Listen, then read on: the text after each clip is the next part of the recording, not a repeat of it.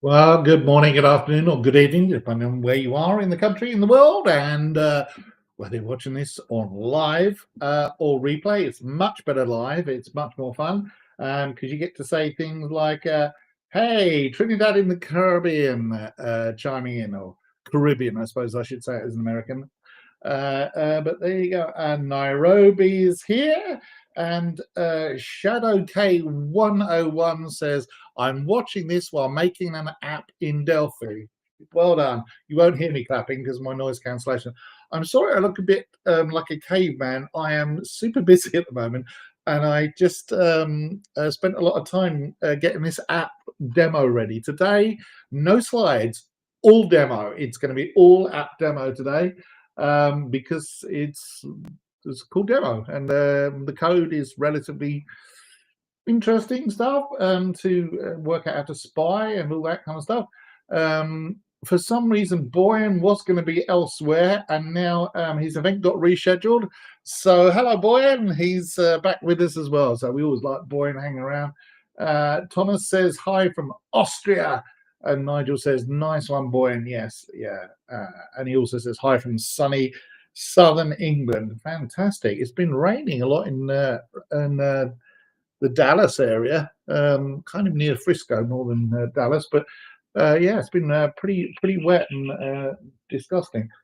How are you texting me? How is someone getting through to me when I am? My phone's on do not disturb, and yet it's pinging. Weird.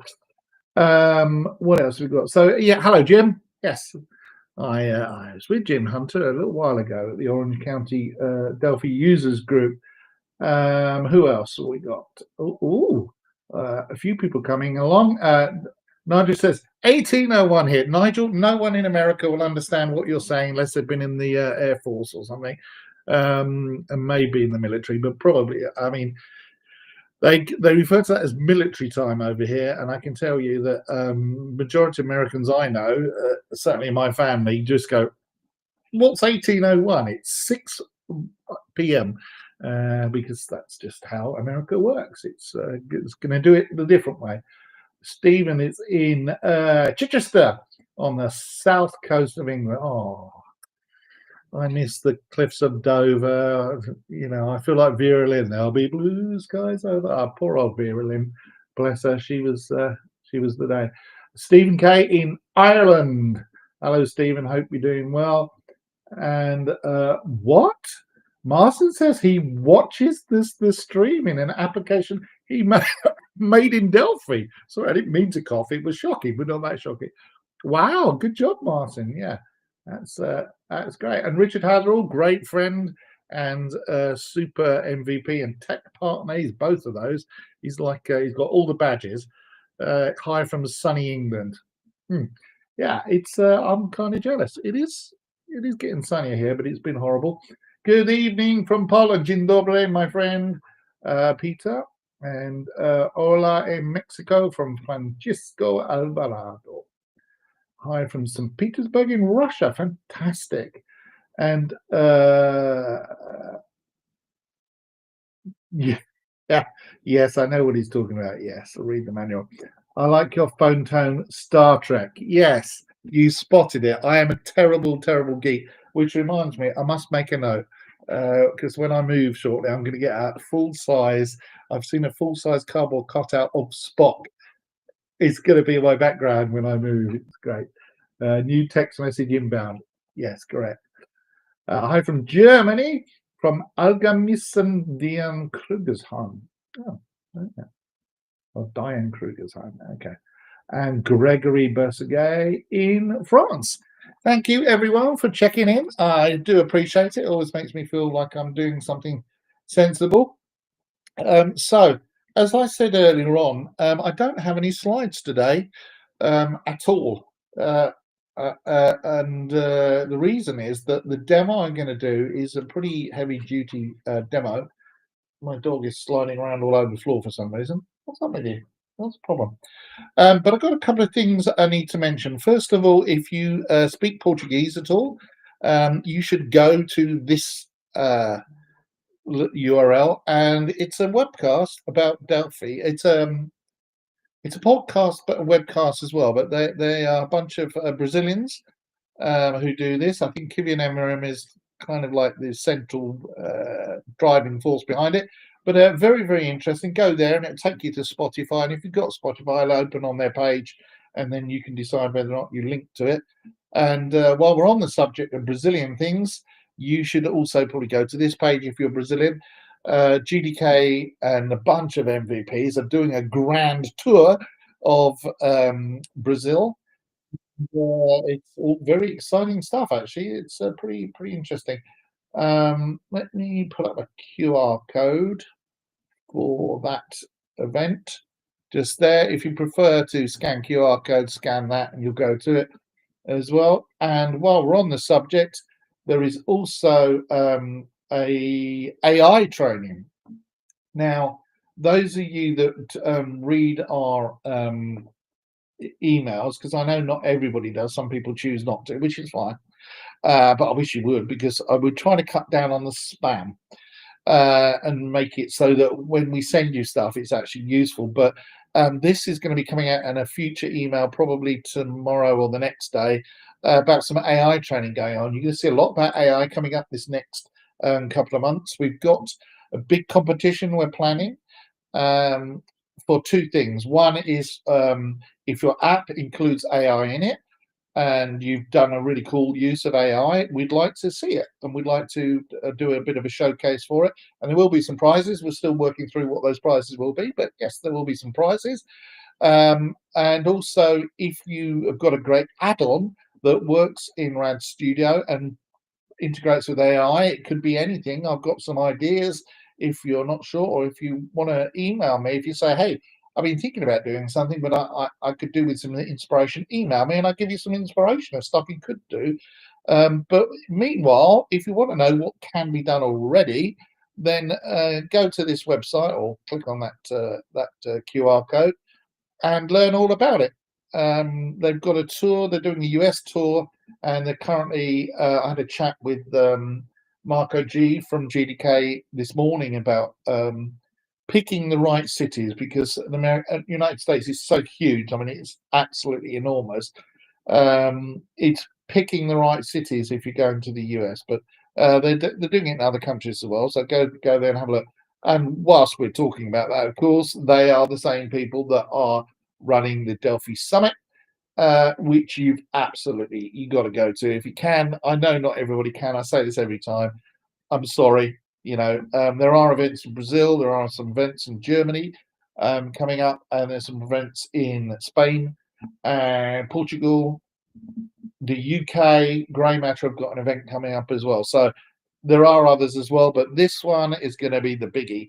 All the people that can possibly be, your famous Delphi people like Marco Cantu, Ray Konopka, and many others will be there. I'll be there as well. Doing my thing. I'll look a bit less like a caveman. I'll have my hair shaved off and my face shaved off so that I look a bit more presentable. But I'll be there for both days and just hanging out. So I'm doing some speeches as well, I think, but presenting some sessions. But I'll also just be around and about. Come and hang out with me. They do some great pastries and food and coffees and drinks and things like that. Sit down and have a chat. And if there's something you want to talk about the products or about the company, good or bad, come and talk to me. I mean it. Really, I would love you to come and say hi. Mark Stat says, get on with it. Mark, you very impatient person. Boo. Look, I'm gonna do the demo. If you don't like it, watch the replay. That's a trick.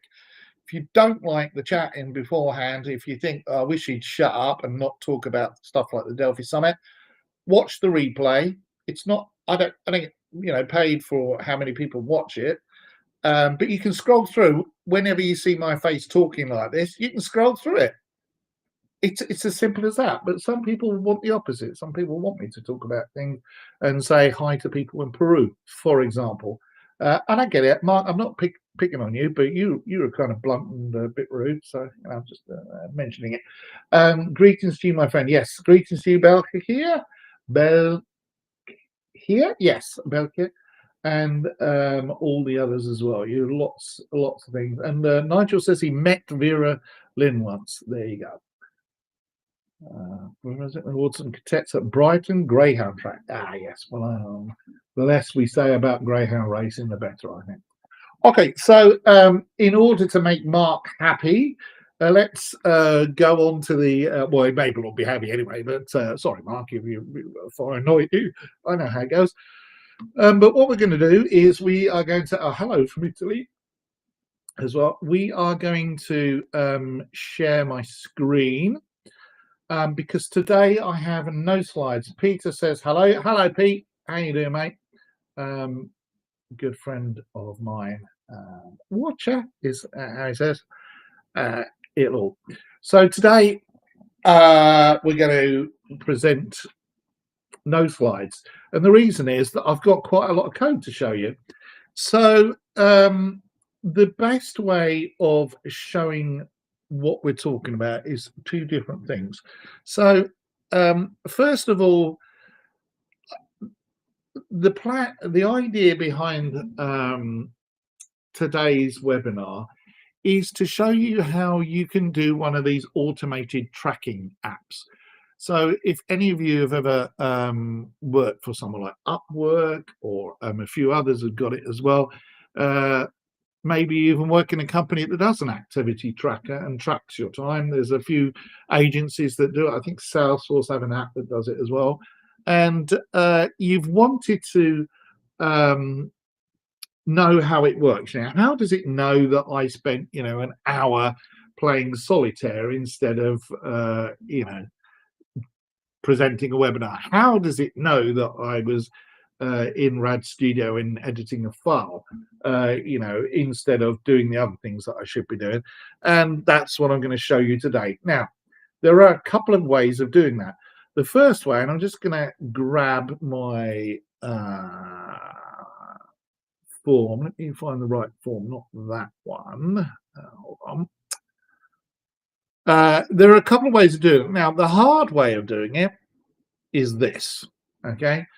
And what this is, I'm just going to minimize that one back down again.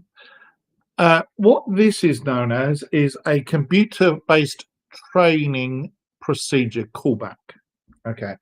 Now, if you want to do the de facto way of doing this in Delphi, then you can write some code to call the set windows hook API call and pass it along a computer-based training callback. So you say to it, call the set windows hook and say CBT as your parameter to it, and then give this callback. And what will happen is you'll get too much information. You will receive every single event that happens on the system, and I mean everything. It'll be too much. So you'll get things like when some app created a window, when a window was destroyed, when a keyboard event was skipped, or just absolutely everything. When a window received the keyboard focus, all the things that you could possibly want, even a Windows system command. So these apps, sometimes some of you may have done, if you've been in college or whatever, you may have had an app that has prevented you. It's asked you to do a test or an exam or whatever you want to call it, and you go in and a window opens up, and what it does is it then runs the test and asks you a series of questions. And when you try to click away from it, it won't let you do that. It'll actually prevent you and say, if you do that, the test will end. And the reason is that they're wanting you to basically not cheat. Because nowadays, of course, it's not very difficult to go into here and say to it, what is the square root of 124, for example, and you do this, and it'll give you the answer, and it'll tell you how to work it out, and all those kind of things. So obviously, people don't want you to do that when you're going to do a test. Oh, and actually, there you go, Shadow K101 has come up with the proper name for it. I think there's more than these because I've seen a few of them, but it's called the Invigilator app. And yes, basically what it does is it runs and it stops you from cheating, or it makes it quite hard to cheat. Let's just say that. If you know what you're doing, there's probably ways around it. But the way that the Invigilator app does it is it basically goes in and it uses this CBT callback function. Okay.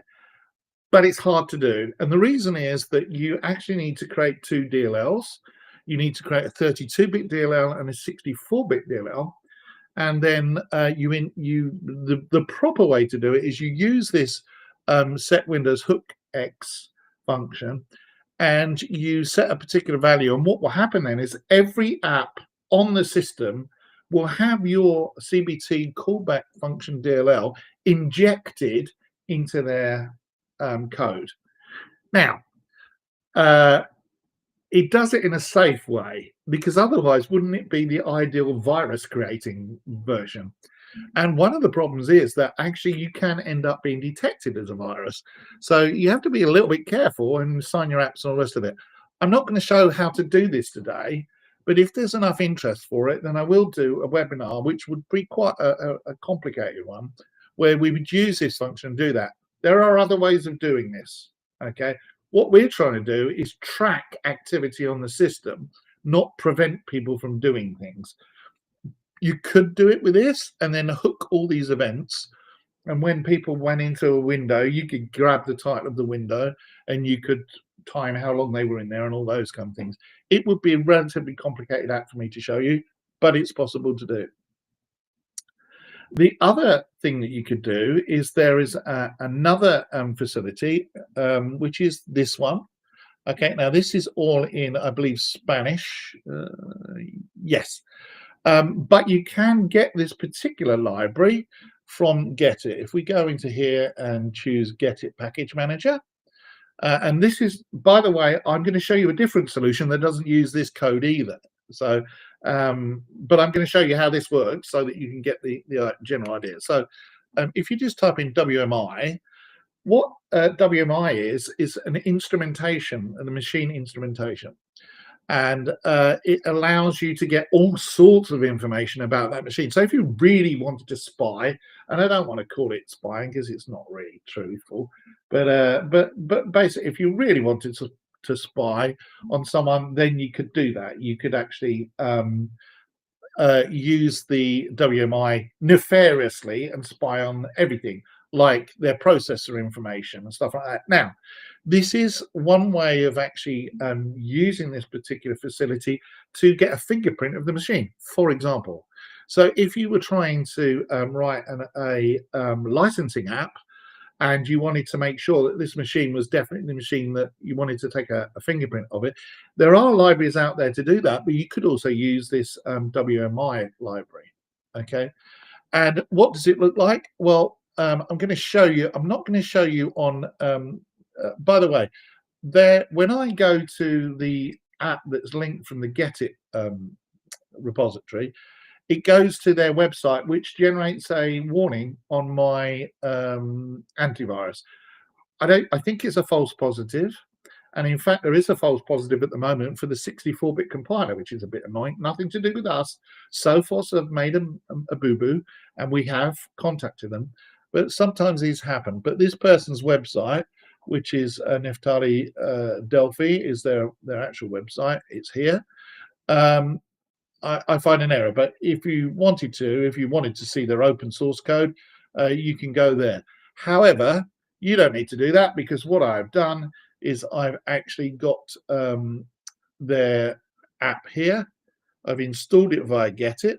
It's got a demo, so you just go to right click on here and say show in Explorer, and then that will show you where it was installed, okay, from Get It. And then in there's a bunch of demos and things like that as well. So demos, this is actually where it was installed, and then demos, WMI demos, and that's what I'm doing.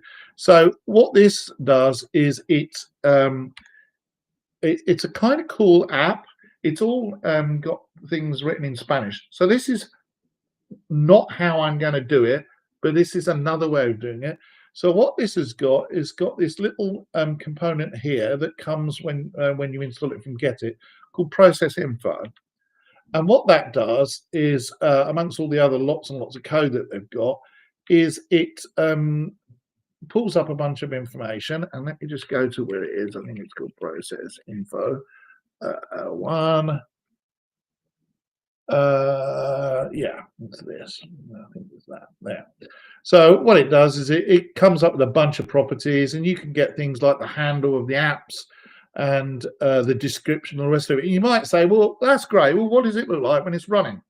Well, I'm not going to run it directly on my machine because there's a whole bunch of things running on my machine, and some of them are, yeah, you can't see. But this is what the app looks like. This is a Delphi app. Does that look familiar? It looks fairly familiar to me. And what this is effectively a version of Task Manager. Now, I'm running this inside the Windows Sandbox. If you don't know what the Windows Sandbox is, it's a very, very useful little facility. Allows you to create a virtual machine like that, just instantly. And it's volatile. In other words, a minute I go into the app and close it, it kills the virtual machine and wipes it clean. So it's very safe. It also is isolated from my main machine. So if I install something which I think might have a virus, and I haven't got anything on this, but if I had, what would happen is it would be installed in the sandbox, and then I'm safe. I'm not going to be attacked. But as you can see, this is the real Task Manager, and this is a Delphi app that basically is replicating that pretty carefully. And the way it's doing it is entirely from that app that I just showed you. And if I just go down here, which is this one here. So very interesting, all because of this component here. And like I say, the way that I got to that, and this is not the main demo, this is just one of the cool things you can do with Delphi, is that app there, completely free of charge, available in Get It. And if you want to ask the question, is it available in the community edition? The answer is yes, it is available in the community edition and will work with the community edition. So every single Delphi user out there can use it for free. The demo app is all in Spanish. I believe that's in Spanish. It looks like Spanish to me. And so, you might need to use ChatGPT or something to translate it if you don't speak Spanish. But to be honest, it's actually fairly straightforward. So nice little app. Does some cool stuff. However, let's go back to our Windows Sandbox again and close this, because that is actually very cool, I have to say. What we're going to do is write an app that only uses Delphi code. So let me just open that now, and it's this one. So change that. Yeah, why not? Okay, so this app is my code, okay, and only my code. And what I want you to notice is that I've got no components on here that are not on the standard palette. It's just a timer, and then some button that says start tracking, and then some other stuff as well. And my actual code itself is relatively straightforward, and I'll explain it all in a minute, but let's just see what it does. So let's go back to our sandbox, okay, and here's my app. I created the icon, and the way that I create these icons is always the same way. So let me just pull it up. Let me see if I can open it. Hold on one second.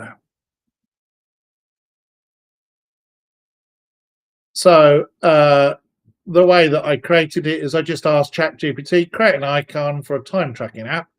I did that, and then what it does is you can go and put it into the artwork generator in the application. So what I've got here, the Rad Studio project.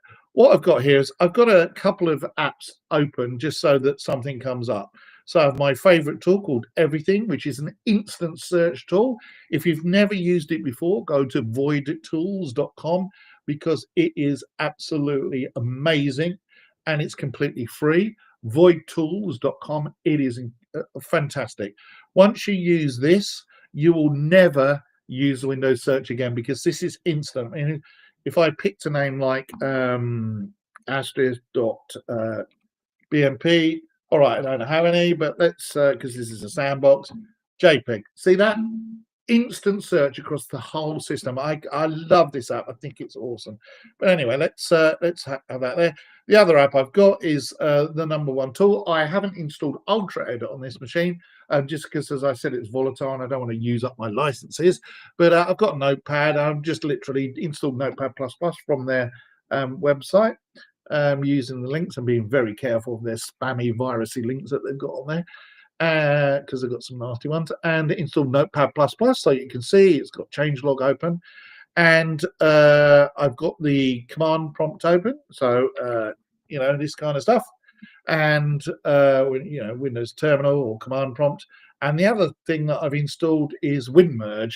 If you don't know what WinMerge is a really great application. And what it will do, if you browse for a file, two versions of the same file, and I haven't actually got any that I can do, it will do a diff on them, and again, it's very, very fast. I prefer Ultra Edit's one, but this one's very good as well. So I've got those on, and I've got a Explorer window open. Okay, so if I go to Task Manager, like so, you can see that in there are all my apps showing. And these are the apps. The background processes are something irrelevant. We don't care about those. But here's my apps. Now let's run my Delphi program, the one I wrote. Okay. And what we're going to do, we're going to put it up here for a second. And at the moment, I'm saying only list windows with 0 seconds usage in the stats. So remember, we're spying on what the user's doing, and I haven't put it to the tray or made it invisible, but I could do. We're spying on what they're doing, and we're timing how long they're doing it. And we're going to start by only showing those apps that they used for more than 0 seconds. So we'll say start tracking. I'm going to go into Notepad++, and you'll see there highlighted in red, you can see that I'm currently using, and by the way, I've made the app stand up on top so you can see what's going on. There I'm in Notepad++. Now I'm going to go down, and I'm going to go into WinMerge. I'm going to use WinMerge for a few seconds. And yeah, let's see, 1, 2, 3, 4, 5. So we know it's got more than 0.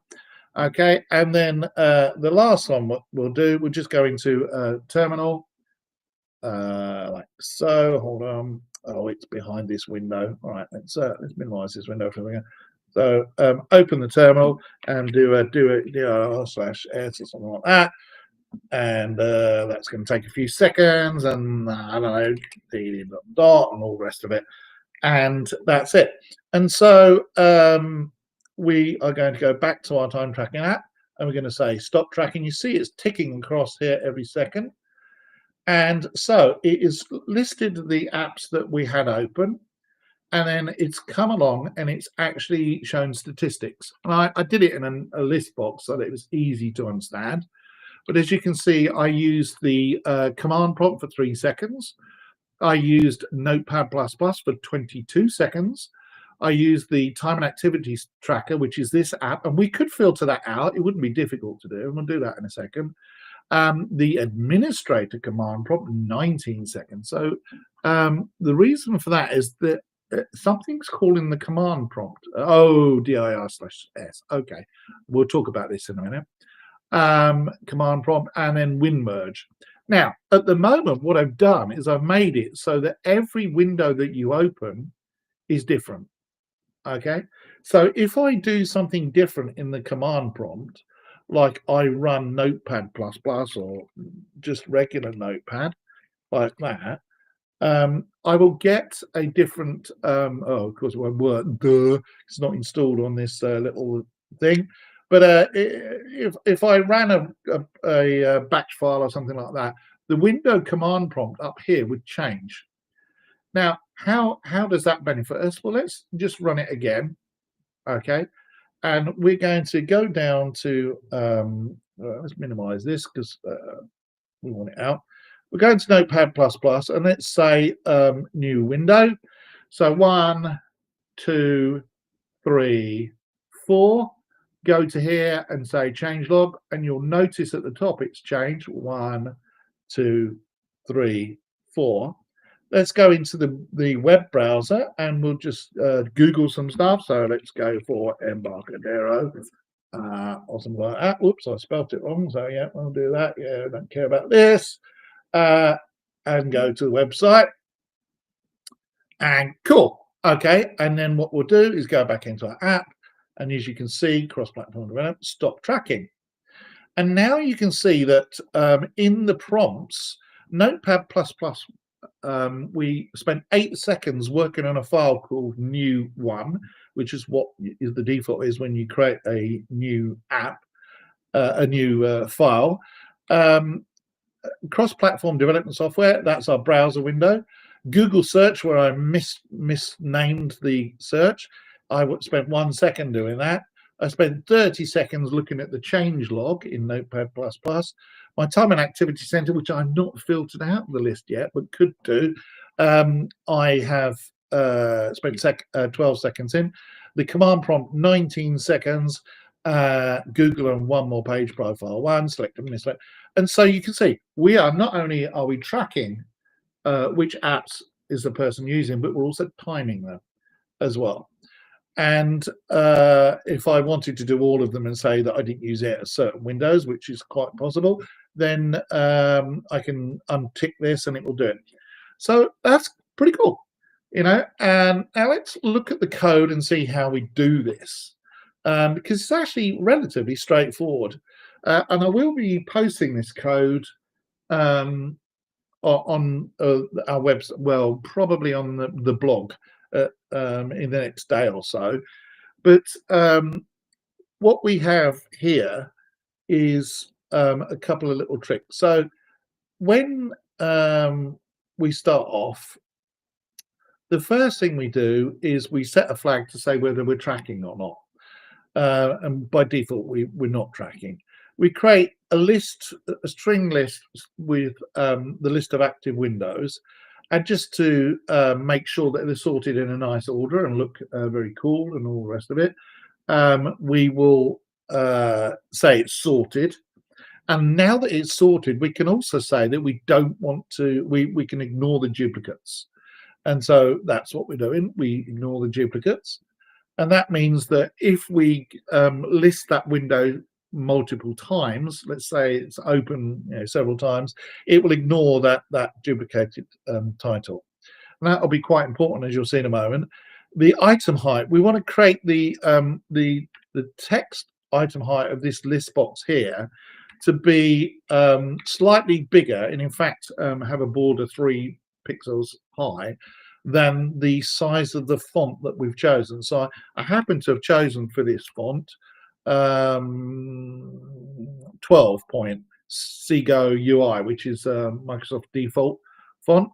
And then a little trick to get how big that font is in the list box is to use the pipe character, and you'd call on the list box's canvas what is the text height of the pipe character, and add a little bit of buffering either side, and that means that when your app will run, the item height is correct every time, so it fits. Cool little trick there. Now the final thing that we're doing is using a thing called a collection, and it's a pretty nice little thing as well. So we're going to create a thing called a Windows list, and it's a dictionary.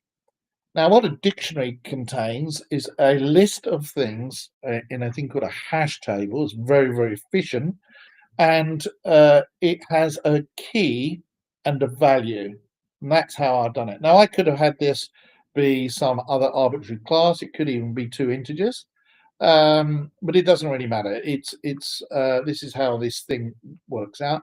If we go up to here, you'll see where I've declared it. So I've declared f Windows list to be, and I need to include system.generics.collections for that to work. What have I got menus entry there?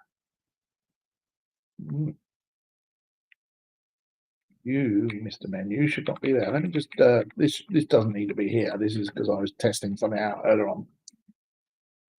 There you go, gone. So in order to use a dictionary, you need to include system, generics, collections, and then you can declare a property here called Windows list. And what that Windows list is a bit like a record, or what's known as a tuple in other languages, where there's one value and another value. And in this case, this is the key that I'm going to look up, and I'm going to use the name of the window. Okay. Now, there are ways of writing this code so that I can actually define a different class here and make it very strongly typed, but still use generics. I'm not going to go into that, but for now, we're just going to have strings and integers. So how do I use that? Well, when we start off with that little activity indicator there not showing. What does the activity indicator look like? Well, you remember when we were running our app, if I put it up again down here, just here appears this indicator like that. And all that is doing is ticking through the seconds. Okay. So I'm just going to stop that for a second and go back to the code. And so the way that I did this, well, I said, well, what type of indicate color do I want? Well, I want it to be red because I wanted it to show up. It's a custom indicator size because I want it to be bigger than the default little Windows, which is super tiny, and indicator type rotating selector. Okay. Now, is it animated or is it not? Yes, it is. I set that value. But notice the frame delay. That's very important. So I am only detecting what windows are being used every second. I figure if someone is not going to use a window for longer than a second, then we don't care, right? If they accidentally swap to, I don't know, some game for a second and back again, maybe they're alt tab drawn or something like that. But we want to cycle around every second. We also have on here a timer. Okay, and what that does is that is also having an interval of every second. So every second, this timer is going to trigger an event, which is this one. Okay, and what that does is that increments, it increases the value of the total seconds that we're monitoring by 1 each time. So it ticks the seconds, tick, tick, tick, and it counts them. Two things happen. First of all, I detect the amount of time that the system, Windows, is idle. Okay. And the way I do that is by calling this Windows API function called get last input info. And what this does is a Windows function will come back to you and say, hey, the system has been idle for this number of seconds. Okay. Now it is a millisecond timer, so you need to divide it down by 1,000 to get the number of seconds idle. But calling this value, which is, as you can see here, Windows API call, so it's part of Microsoft Windows, it will tell you how long the systems will be on idle for. How does it work out if the system's been idle? If you don't touch the keyboard and don't move the mouse, it knows your system's been idle for n number of seconds. So to look that up to see what that does, let's watch this. See that line there? System idle for 0 seconds out of 11. So let's just run that again.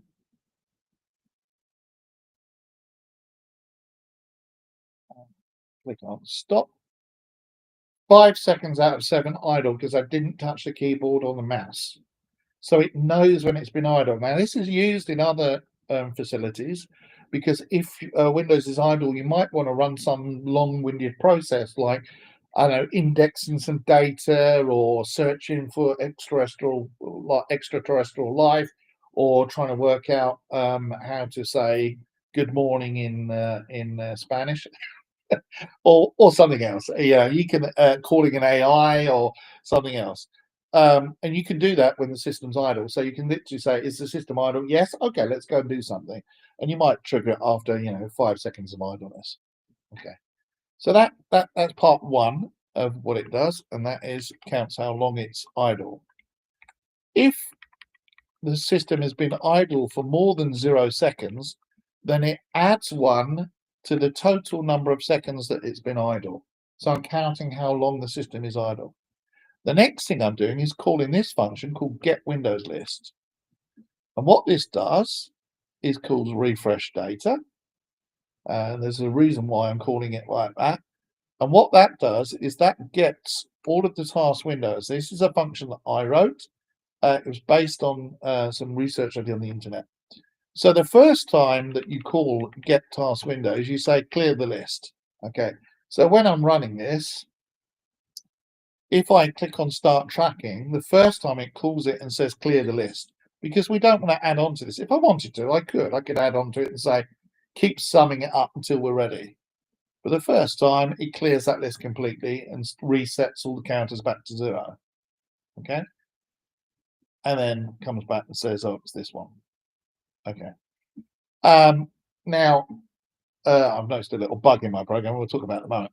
But if it's cleared the list, then it clears the list and restarts. I should have actually cleared the list of active windows here as well, but I forgot to do that. It then calls a function, a Windows API function called enumerate windows, and that takes 2 arguments. The first argument is a pointer to this method here, this function. Now, this cannot be an embedded method. So you know what an embedded method is? An embedded procedure, for example, is I am embedded. Sorry.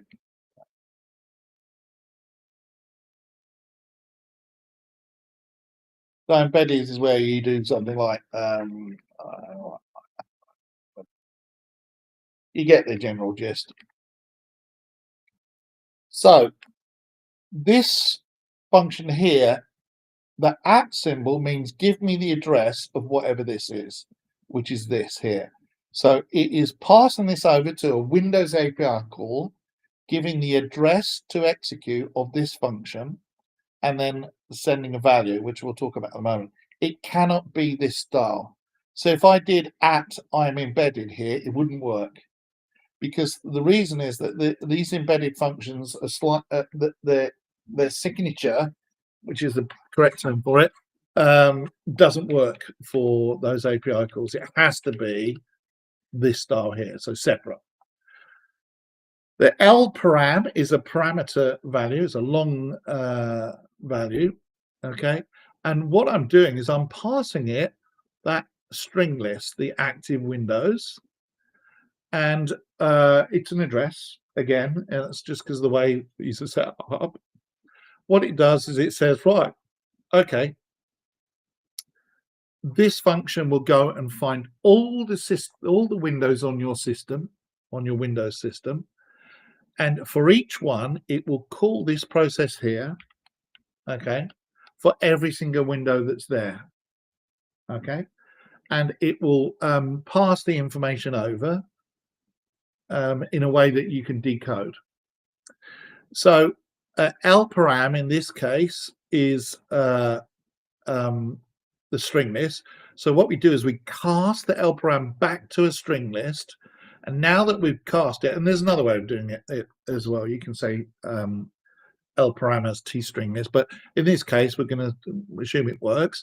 And then we add, which is the function of a string list, the Windows caption. So this window enumerator passes back all the handles of the windows. A handle is like a telephone number, if you like, for that window.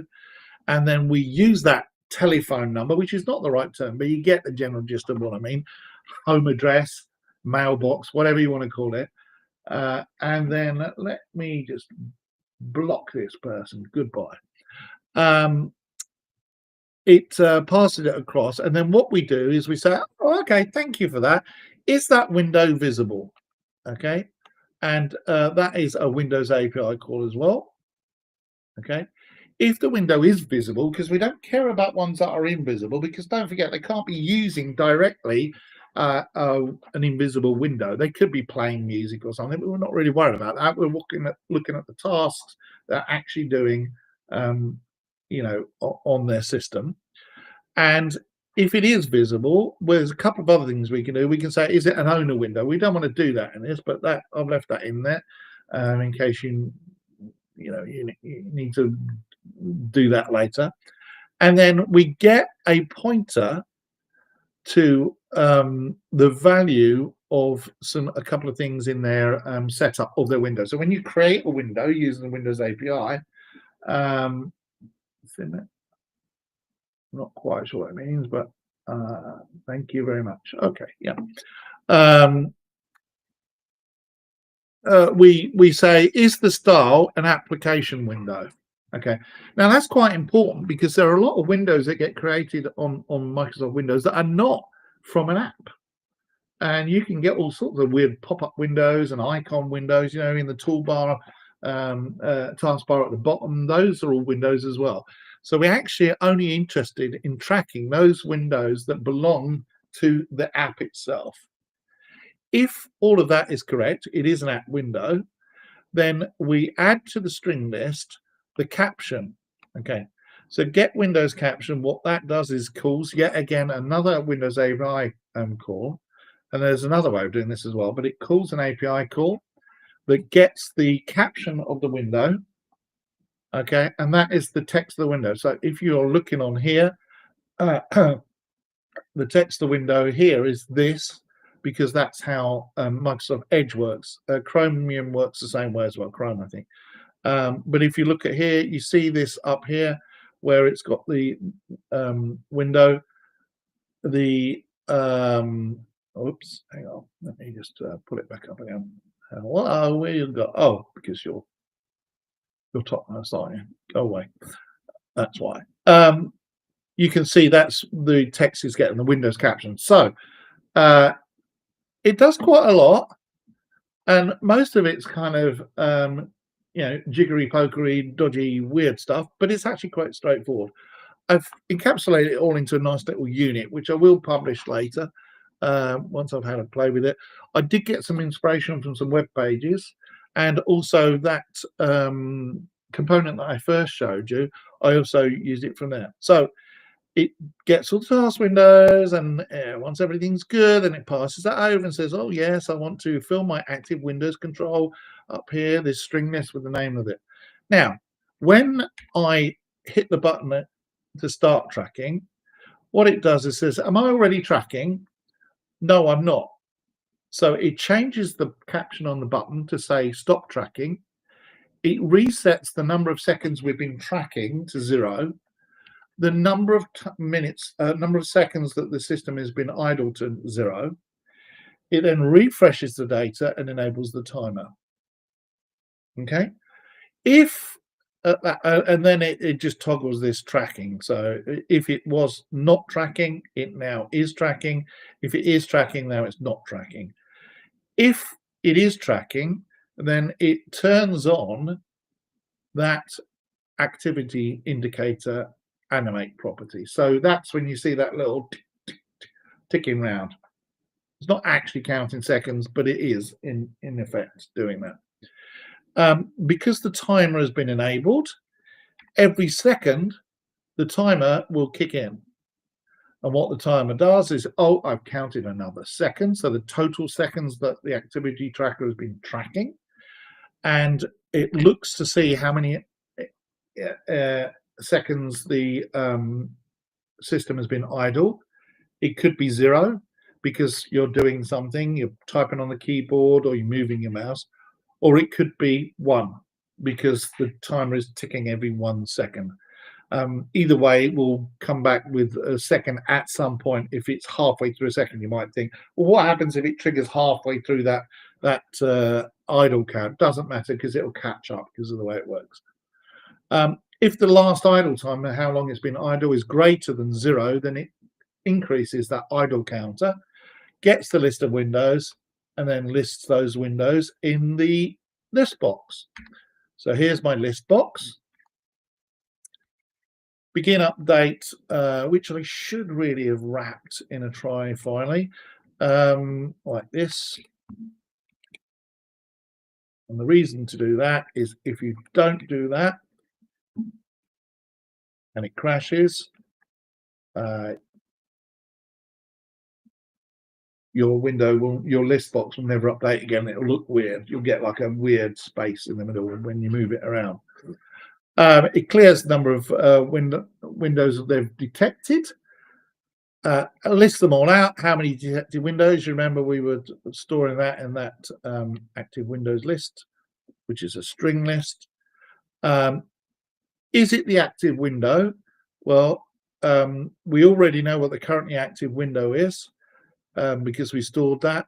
We check the detective windows. So for every window we found, we set that variable to be one of those windows.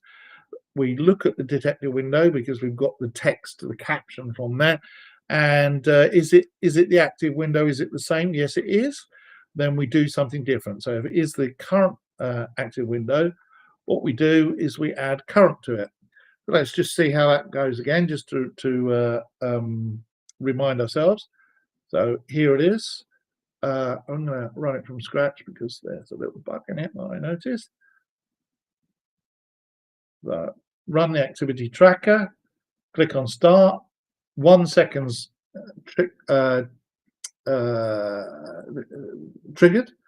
and it knows at the moment that the currently active window, according to that Windows API call, is this one. It's getting the caption from here, time and activity tracker, and I've added the text greater than dash dash current. Now highlighted it in red. I'm going to just tick away from that one. And how do I do that? Well, in the list box, by default, obviously it won't show red. You don't get to see that.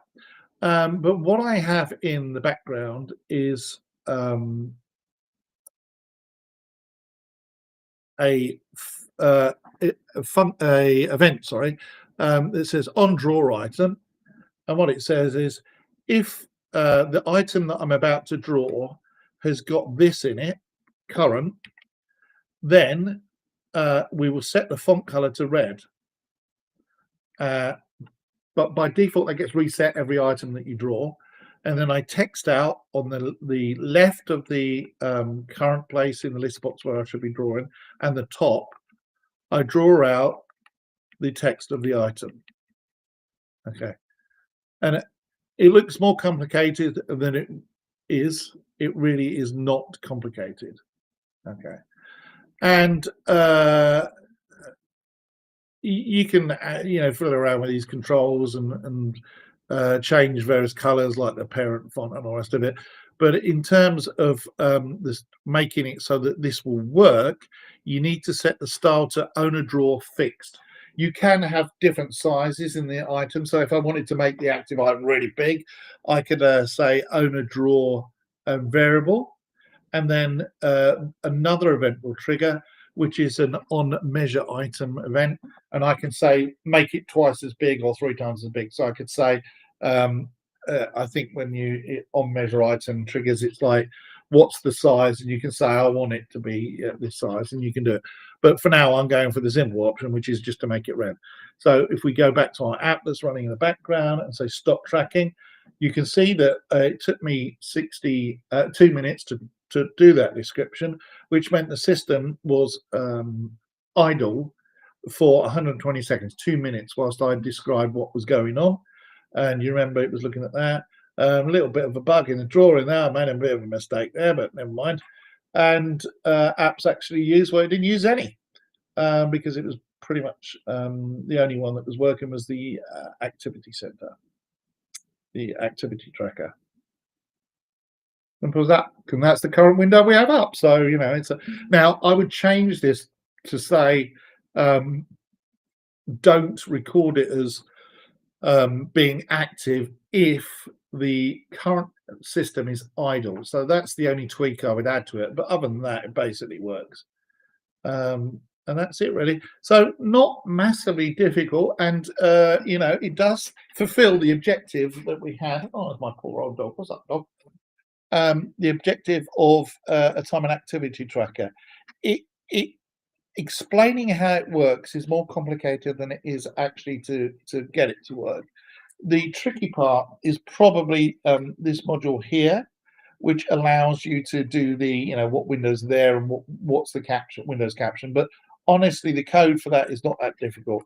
The only sort of slightly advanced, I suppose, thing is the use of the T dictionary. And the only reason I use the T dictionary is when I list the stats, which is the bit I didn't show you.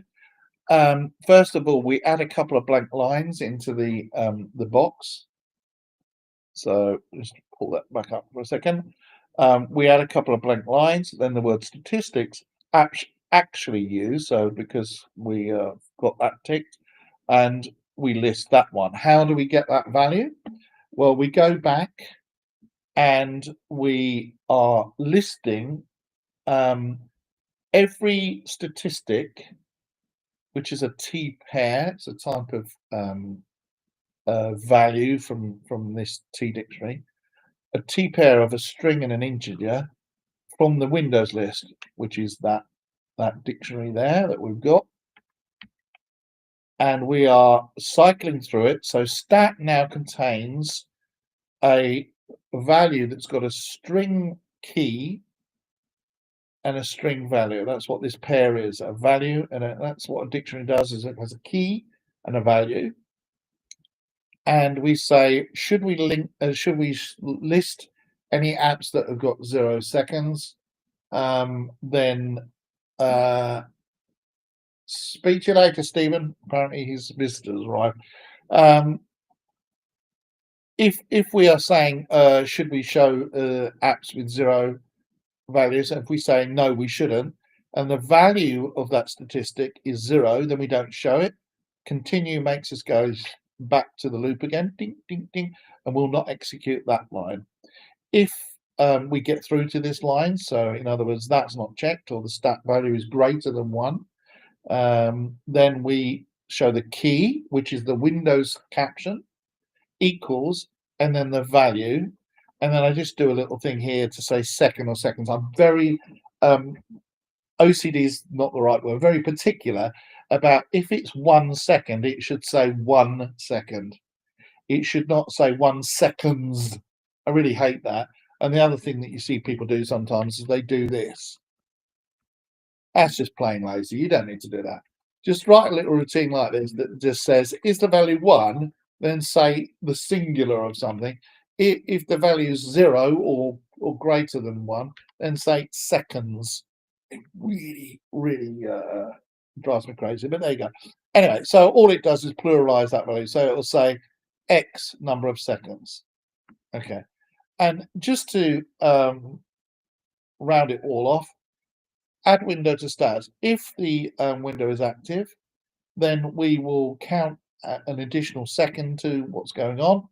The current value is 0. If we've already got the window name that we found in our statistics, remember, which is that little dictionary, then we will try and get the current value. So it could be like 3 or something like that.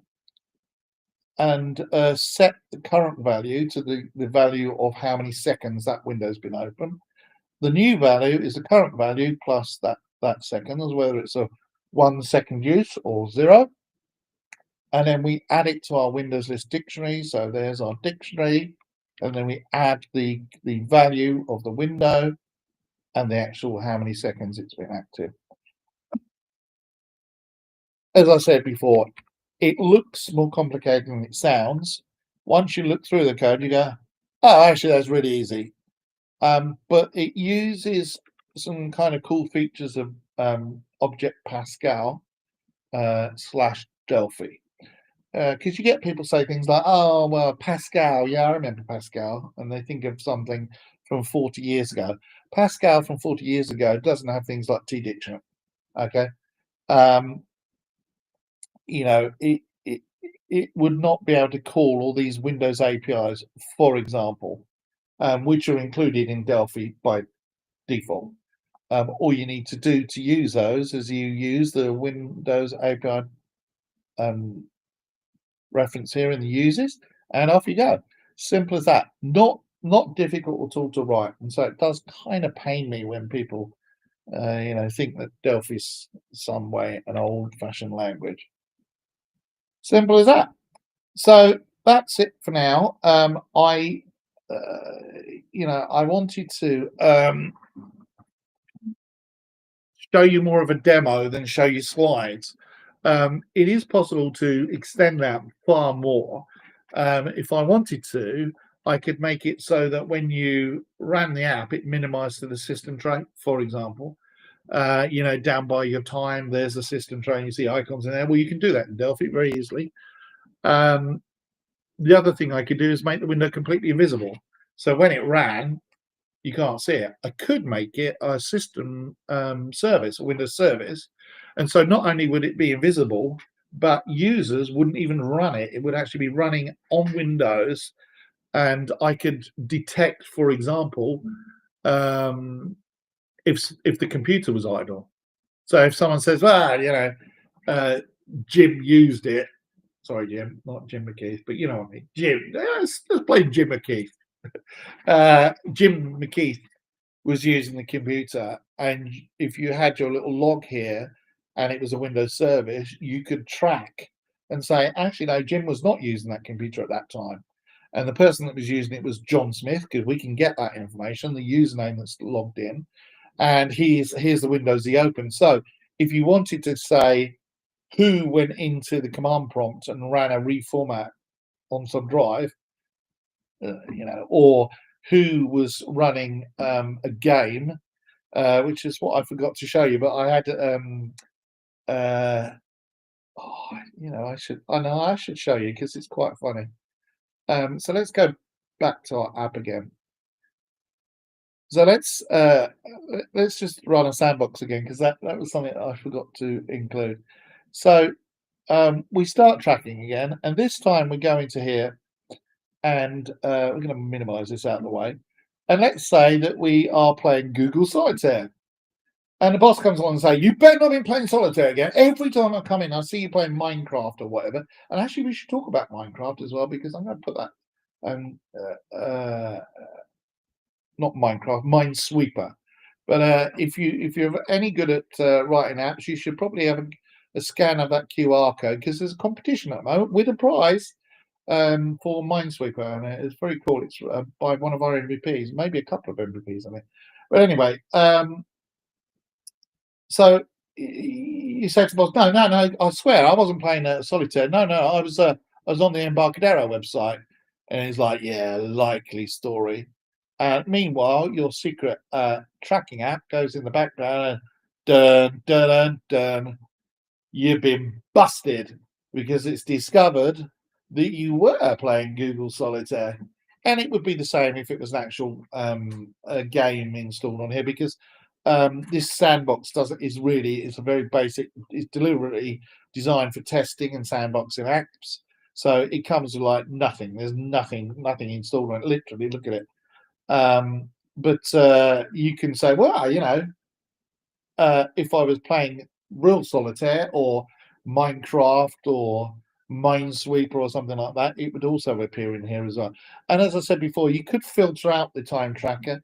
The way to do that would be in the code that detects the windows, where we say enumerate windows, list windows, which I think is get this one, refresh data, get all task windows, and then we could go in there, and for all the windows that we do, we could say if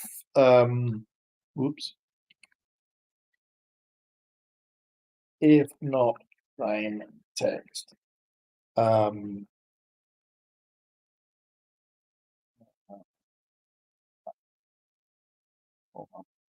out of the way, little thing. If not same text,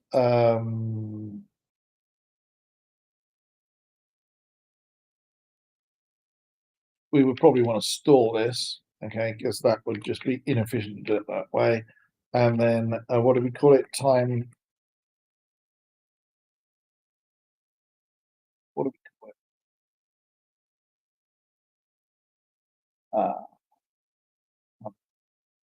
it? There's a more elegant way of doing this, but let's just do it this way for now.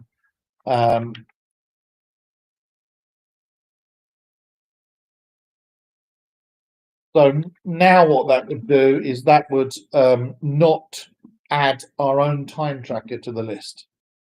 Okay, it would ignore it.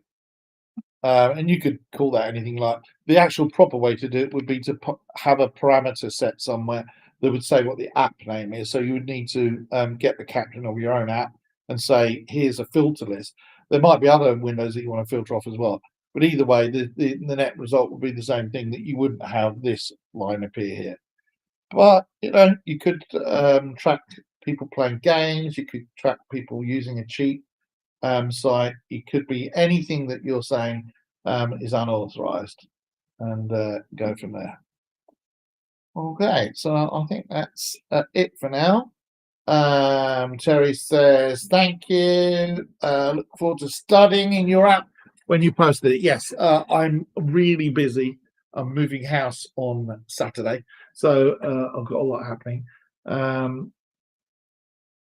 Can detect the ollie and some reversing tools. Not quite sure what that message means. Um, there are lots of other apps that you can do. Can you detect the current URL in Chrome? Yes, you can. You actually,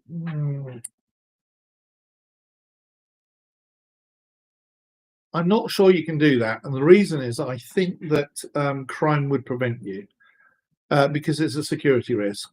Because if your URL's got a session ID in it, they might want to prevent you. So I'm not 100% certain. If they don't show it in the caption, you could probably send some Windows message that would get back all the information. It is possible to grab all the information about all the windows on the system. And it is possible, there's a thing called WinSpy that you can use to highlight over things. So when I use Snagit, for example, if you've seen me do slide presentations, you'll see me with some cool graphics and pointers and boxes and things like that. I use them all the time. And Snagit does that. So Snagit, as you hover over a window, it uses a Windows API call to get the handle of that window it's over, and it literally does it the way that I'm doing it, except they're not saying application window, they're saying all windows, and then you can call it that way. But there are other ways of doing it as well. As I've said before, you can use a CBT hook, the computer-based training hook. Then you pass through all of it and you say, yes, allow them to change anything, but you could use a CBT hook probably to get the URL. But I'm not aware of a way of doing it by default. I think it would be considered a security risk. The other thing you risk is the more you get into spying on Windows, even if it's got a legitimate purpose like mine would be for automated time tracking, the more you get into territory where Windows might, Sophos antivirus, because they're causing us a problem at the moment, or Windows Defender might consider that activity to be suspicious. And it could be really a problem if your app is detected as virus, and you say no, it isn't, and they go, no, you can't use that API because that's used by viruses.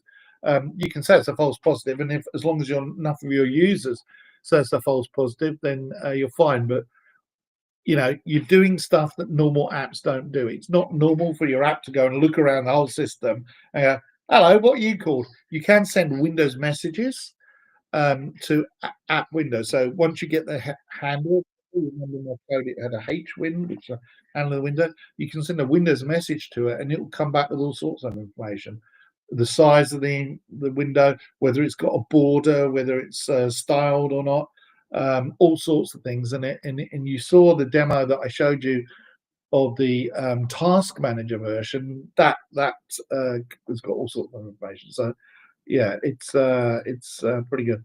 Looking forward to see this nice app somewhere on your blog. Yes, I promise I will do for this one, because there's no slides, so you can't pause it and see in the slides what I did. It's easier if I just post the code and then with some explanation of what I did. I will do it. I am very, very busy. Does this app affect Windows performance? It's an app that's running, and it is relatively efficient, but the get Windows caption can be inefficient if you called it very quickly, so every few milliseconds. Um, but you can send a Windows message that is less taxing on the Windows system, but then it's taxing on the apps because it's saying to that, hey, reply with your caption. And so the apps have got to do something to reply. So I mean, if you had a lot of these and it was doing it very rapidly, I'm doing it every second. But you know, if you're tracking time, you don't need to do it every second. You might say, if they use an app more than 20 seconds or 30 seconds, that's probably reasonable enough to say whether they're using that app for real. You know, I mean, if you're time tracking what they're doing on the app, 30 seconds is not a lot of time to be using an app. So I don't think, you know, you would need to go every second like I have. I did it that quickly for the demo. So in that case, if you're doing it once every 30 seconds, the impact on the system is absolutely minimal. And the size of the executable is actually quite small as well. I'm not sure how big it is. Let me just have a look. 12 megabytes, and that includes, you know, some graphics and stuff. So pretty small. Can you suggest what commercial protector for executables specially built with Delphi? Sign your code. Use code signing with a code signing certificate. When you say commercial protector, do you mean to prevent people, you know, so you license it? I don't have a good answer for that. There are some solutions out there for it, and I've seen several of them. I did one webinar earlier in this series about security, and I'll try and find what that information is because there were some I looked at. I've not used them myself. Back in the day, in the late 90s, early 2000s, I used to use HASP, which was a hardware dongle, and then we used to use a software envelope instead. Embarcadero used their own technology behind the scenes for license protection. I've written licensing protection systems, the time attendance systems and the human resources systems I wrote use custom written protection software. And as far as we know, it's never been cracked in 5 or 10 years. We've never found a cracked version of it. So what I did works and keeps on working, but we use an activation server. So I don't know what the answer is there, but look on the previous webinars, look for the one for security and about code signing, and I'll mention it in there. Spinners, a tune, Mr. DJ, Newmark. Actually, these are, yes, it is a Newmark set of decks. Well, let's get off the subject for a second, but I used to be DJ, sorry about the dust on it. But I used to be a DJ for 10 years, professional DJ. These are just a toy, really, but they do work. They are proper decks with, you know, sample buttons and sync buttons. If it wasn't for copyright infringement hits on YouTube, I'd play you some tunes because I can still DJ. Last disco I ever did, or last party I ever did, was for my daughter when she was going up from middle school to high school. So it's been a few years, but I DJed for many years. I used to be a radio DJ at one point as well. I can share 2 complementary functions to the activity tracker. Get the process parent exe file name. Yes, that is one way of doing it as well. But I'm trying to do minimal system calls. And then get the process class name. Yes, correct. That is class name. If we just go back to that app I showed you, let me just share my screen again. I'll show you how you can get all of that. This one, isn't it? Right. So you remember I showed you this app here. This app uses that component that I talked about, which was in Get It. So I'm just going to pull that up again just so I can show you. So the WMI, if you just type in WMI in the search up here, that component there, you can, it's got some really good example code that will actually get the class name and all the rest of it. It's not my demo, but you can do that. And then it can pull all of this information. This is basically Task Manager. I didn't write this. This is a demo app from that guy. But Task Manager entirely written in Delphi, right? 100% Delphi. It's pretty cool. I like his app. Like I say, his direct website is a bit iffy, but if you get it from Get It, or if you go to GitHub and go to this site here, uh, German Esteves. Uh, he also calls himself Neftali. It's a very good system. Important note: due to problems with GitHub's authentication from the old project. Yeah, okay, all right, good. And obsolete. From now on, this will be the one. Yeah, I didn't quite understand what he meant there. Whether he meant this is the new one or that's the old new one, but you get the general gist of it. It's great, and he's got some other demos. This demo's pretty interesting as well. Um, it it basically gives you all the information you could ever want knowing on that system about um, uh, what processor they've got, what CPU they've got. So if you were writing a thing that sent back information for debugging, or you wanted to know, the profile of your customers, and when someone says, "Oh, your app's performing really slowly," well, you could run this component would come back with the information. You say, "Oh, well, you've only got 2 gigabytes of RAM. That's why it's slow," that thing. Or you're running a mobile processor and it's very underpowered and it's 10 years old. So it'd be really, really quite useful to do that. What else have we got? That, but yes, Joanne dot very correct. Hi from Brazil. Great tips and love the everything. Yes, everything is amazing. Really great. At voidtools.com. Go there. It's completely free. I absolutely think it's amazing. I can't say enough good things, but it's written in C++. Because I checked. But it's a really great app. I use it all the time, and I don't know what I would do without it, to be honest. There you go.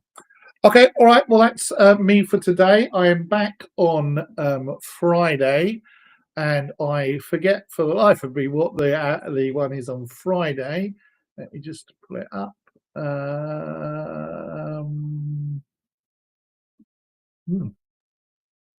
Oh, I see. I'm logged in as a different account. I get you. Right, so on Friday we are doing how to. Oh yes, I know this one. We might have Richard Hatherall coming with us if he feels like it. How to create the back-end infrastructure for a social media network.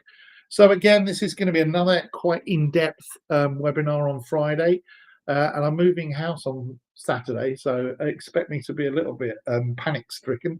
I will have cut my hair and my beard by then and trimmed myself up. But what we're going to do is try and lay out different ways of having a social media infrastructure behind the scenes.